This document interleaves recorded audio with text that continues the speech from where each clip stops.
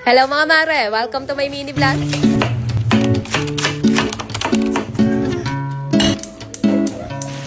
Magandang araw mga mare! Kamusta naman ba kayo? Ako eto at magluluto na rin muna ng pananghalian namin at meron nga kaming mga buwisita dito sa bahay. Nandito nga kasi ngayon sila mama, yung mga kapatid ko, tsaka yung mga pamangkin ko dahil brownout nga ngayon dito sa lugar namin. Kaya dito muna sila makikitambay. Alam nyo naman nga at disorder ang kumare nyo, kaya hindi uso sa amin yung mga brownout na yan.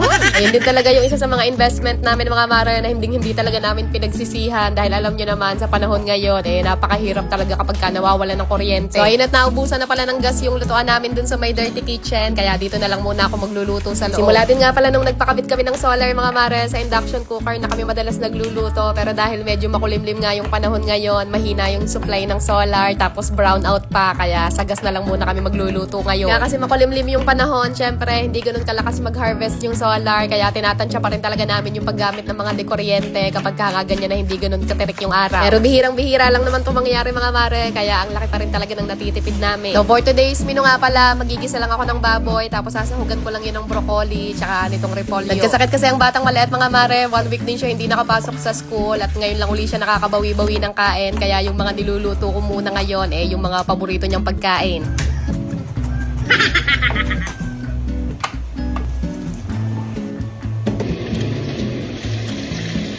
Inuna ko muna pala isang kutsa yung baboy kanina, tapos nung nag-brown na siya ng ganyan, tsaka ako naman nilagay itong bawang at sibuyas. Then sinunod ko na rin ilagay itong hiniwa-hiwa nating broccoli kanina, tapos nilagyan lang din natin yan ng maraming oyster sauce. Tapos naglagay lang din ako ng konting liquid seasoning, paminta, at konting asukal, pambalansin lang ng lasa. Oo, kung naaamoy nyo lang ito mga mare, grabe, sobrang bango, nakakagutom yung amoy. At ayan, tinakpan ko lang din muna pala yan saglit hanggang sa maluto-luto lang ng bahagya yung broccoli. And pinakalas ko na nga nilagay yung repolyo, hinalo-halo ko lang yan ng tuloy-tuloy hanggang sa tuluyan na malanta yung repolyo. Pinatikim ko rin muna dito sa asawa ko mga mare kung okay na ba yung timpla. O subukan mo lang talaga magkamali ng isasagot. Makuha ka sa tingin.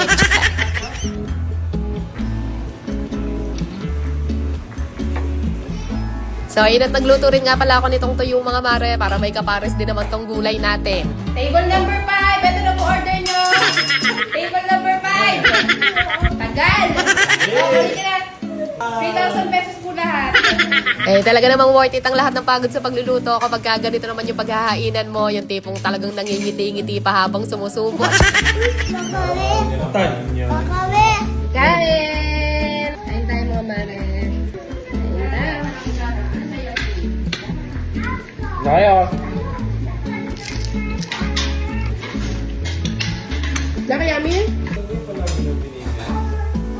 Tapos namin kumain mga mare, syempre, etong si ate at kuya naman ang toka sa paghuhugas at pagliligpit. Magtitimpla lang din muna ako nitong ginagamit kong panglinis na Suds All-Purpose Cleaner, at sabi ko nga ako na ang magpupunas ng mga iba-ibabaw dahil medyo matindi nga yung dumi sa lababo tsaka dun sa lutuan. 16 pesos lang yung isang pod niya, nakakagawa na ako ng 500 ml na All-Purpose Cleaner na nagagamit ko ng panglinis ng buong bahay. Eto nga, tinuna ko na muna punasan tong lamesa namin mga mare at nagpe-fiesta na nga kagad yung mga langaw dito. Tapos na lang din makakintab tsaka makatanggal ng amoy lansa, kaya paborito ko talaga yan gamiting panglinis. Ito naman nga ako gumawi sa may kusina namin, at kapag kaganyan katindi yung dumi dito sa lababo tsaka dyan sa may lutuan, mas gusto ko talaga na ako yung naglilinis para mas malinisan nga ng ayos.